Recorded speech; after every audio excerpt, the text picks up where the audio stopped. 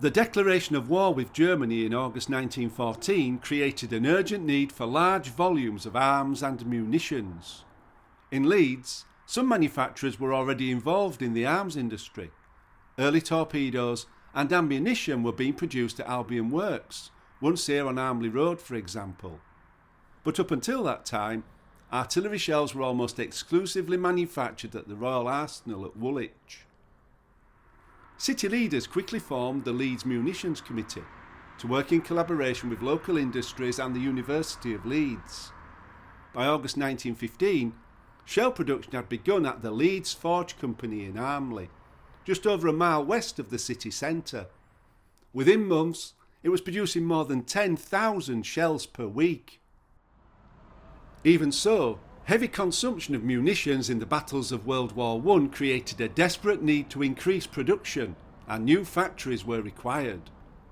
The Leeds Munitions Committee, chaired by Joseph Watson, the Leeds soap manufacturer, whose factory stood here on Whitehall Road, was secretly charged with establishing the first of 12 national shell filling factories.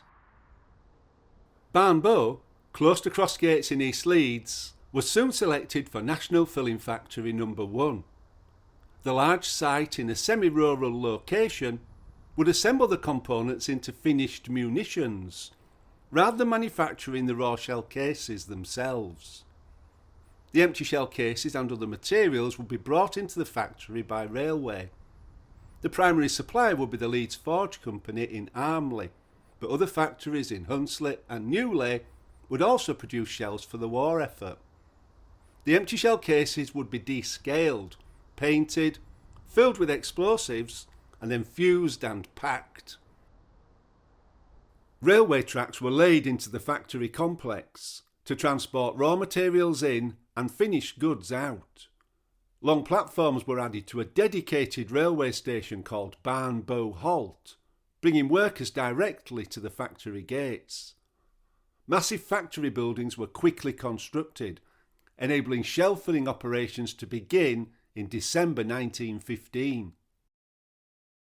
To reduce the risk of explosions, stages in the shell filling and assembly process were carried out in different buildings, with the quantity of explosives in a building at any one time being limited. The buildings themselves were of lightweight timber-framed construction.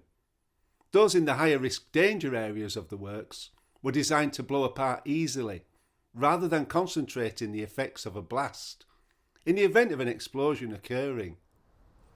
To further prevent explosions in one area of the site spreading to neighbouring areas, many of the work huts and buildings were surrounded by earth-bund walls, which would help to direct any blast skywards. Severe labour shortage in essential industries saw large numbers of women recruited into jobs previously done by the men who had gone to fight in the war.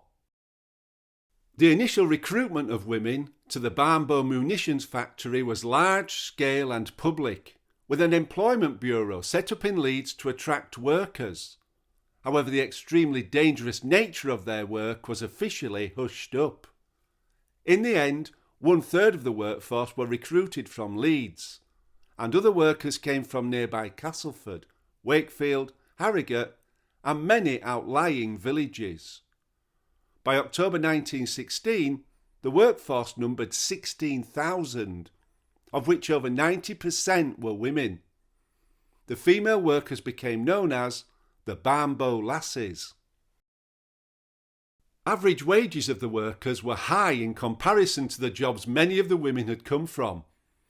38 trains per day, known as Barnbow Specials, transported the workforce to and from the site, and employees were provided with free permits for home-to-work journeys.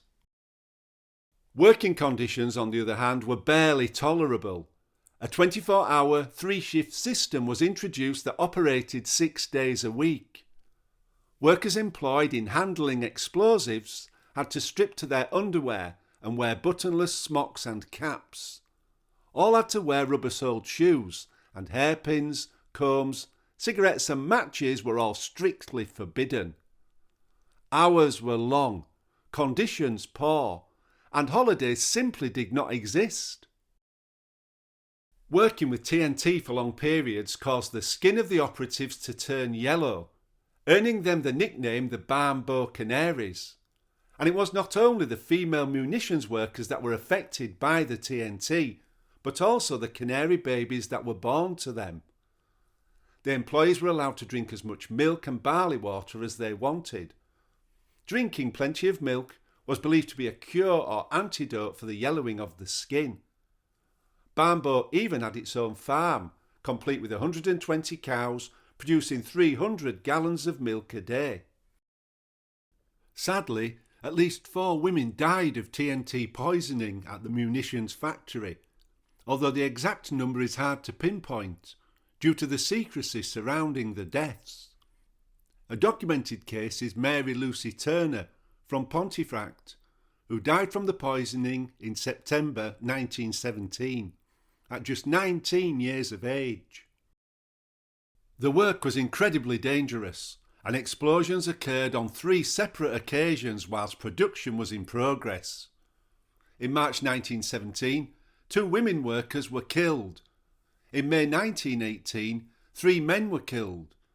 The first and most serious explosion was on the night of December the 5th in 1916. Just after 10 p.m, the workers had begun their night shift. Room 42 was mainly used for filling, and between 150 and 170 women worked there. The shells were brought to the room already loaded with high explosive, ready for the insertion of the fuse and the screwing down of the cap. It was then taken and placed into a machine that revolved the shell and screwed the fuse tightly down. At around 10:30 p.m, there was a violent explosion. 23 women lay dead in the ruined remains of room 42, some of them so badly injured that they were only identifiable by their identity tags. Another 12 women would die of their injuries in the coming days. The machine where the explosion had occurred was completely destroyed. Despite the risk of further explosions, other workers hurried into room 42 in order to help to bring the injured to safety.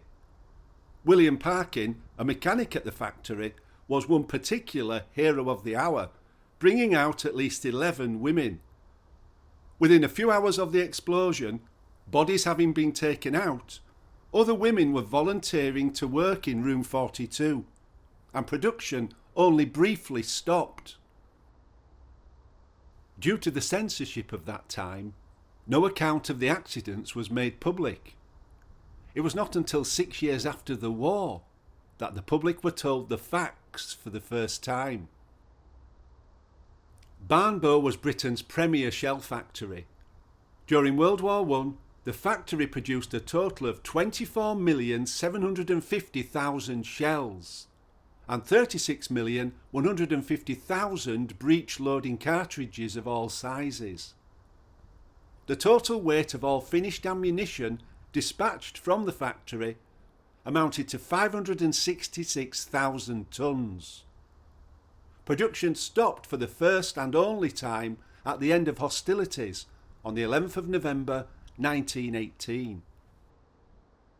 The large-scale recruitment of women to do hazardous work at such factories helped change the status of female workers.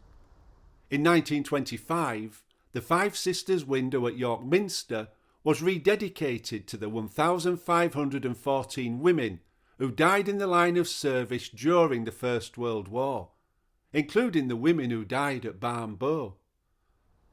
2 memorials in the area are dedicated to those who died.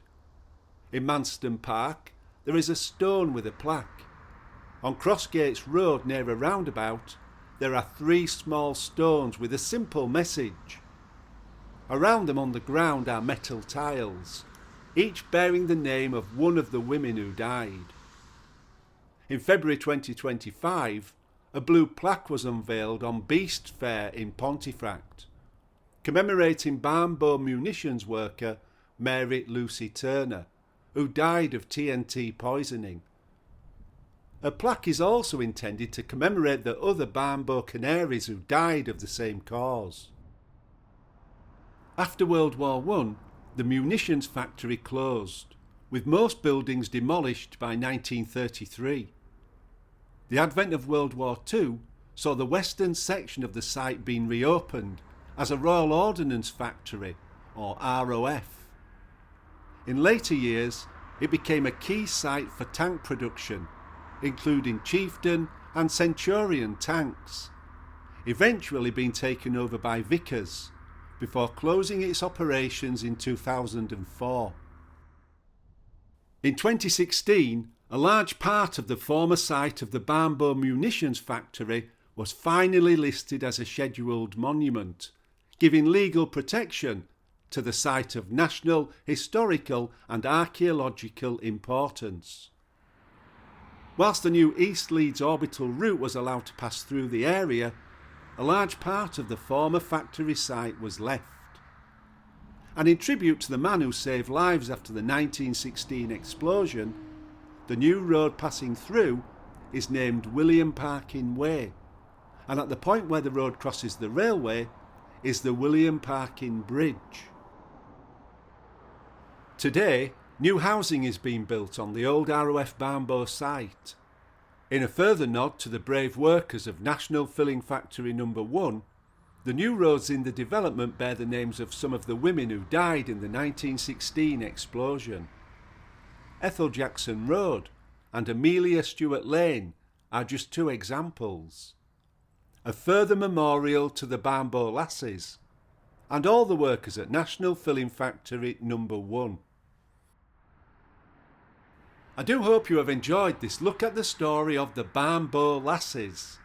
It is one of many Leeds local history videos on the Geography Juice channel.